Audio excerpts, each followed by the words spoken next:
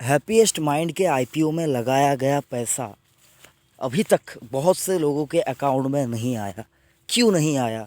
ये हर किसी के मतलब दिमाग को खा रहा है और हर कोई सोच रहा है पैसा अभी तक क्यों नहीं आया। और भी कई आईपीओ आने हैं, उनमें पैसे लगाने हैं।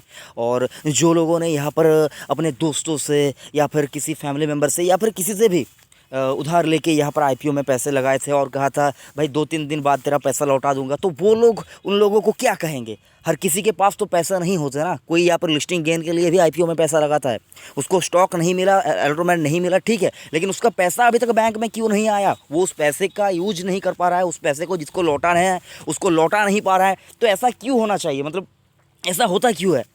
देखिए, आपको यहाँ पर आपने टेंटेटिव डेट बोला था कि यहाँ पर ये सारा कुछ डेट है, इस डेट को रिफंड आएगा, इस डेट को स्टॉक लिस्ट होगा। तो ठीक है, आपने बोला था, ठीक है, लेकिन उससे पहले जो समस्या लोगों की हुई है उसको आपको देखना चाहिए था। माना कि आपके आईपीओ ने जिसको यहाँ पर स्टॉक अलॉट हुए हैं उनको तो बहुत ज़्यादा यहाँ पर फ़ायदा हो रहा है, लेकिन जिनको नहीं हुआ उनको तो मतलब पहले तो उनको अलॉटमेंट नहीं हुआ, एक दुख है उनको, तो एक मतलब यहाँ पर दिल में यहाँ पर दुख हुआ उनको, और उनका पैसा अभी तक वापस नहीं आया। ये क्यों होता है और कब तक आएगा वो पैसा?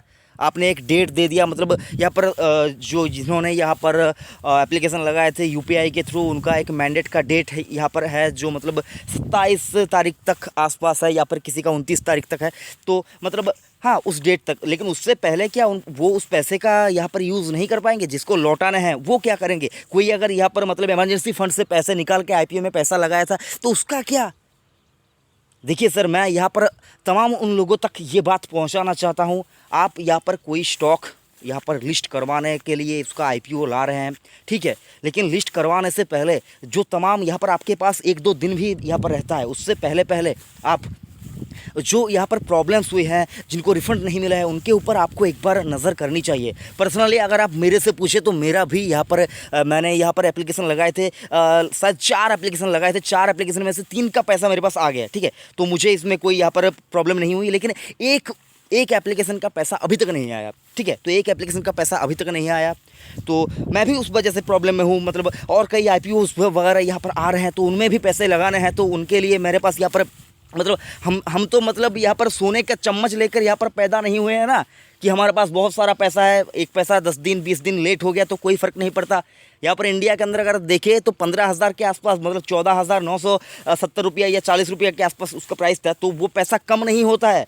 बहुत से लोगों का यहाँ पर अगर आप देखें हर एक महीने में इतना पैसा उनको सैलरी नहीं मिलती, पगार नहीं मिलती, कमा नहीं पाते हैं। तो वो अगर छोटा एक रिटेल इन्वेस्टर अगर उसका 15,000 रुपया पैसा अगर यहाँ पर आईपीओ के थ्रू लगाने के बाद वो पैसा अगर लेट हो जाए, उसका अगर अलॉटमेंट नहीं मिला और अगर उसको लेट हो गया, देरी हो गया, तो मतलब ये सारा कुछ तमाम चीज़ें नहीं होना चाहिए।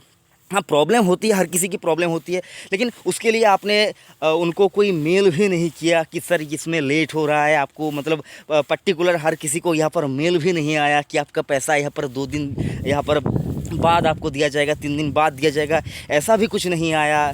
तो मतलब प्रॉब्लम किसकी है? बैंक की प्रॉब्लम है, या फिर मुझको पता करना है बैंक की प्रॉब्लम है, या फिर जो रजिस्ट्रार है उसकी प्रॉब्लम है, या फिर जो मतलब यहाँ पर जो सिक्योरिटीज़ है उसका प्रॉब्लम है? किसका प्रॉब्लम है? तो ये तमाम चीज़ें हम लोगों को जाननी चाहिए। तो अगर आपका यहाँ पर सवाल ये है कि आप आईपीओ का अपने आईपीओ में पैसे लगाए थे, आपको अभी तक उसका रिफ़ंड नहीं आया, तो आप यहाँ पर कमेंट कीजिए।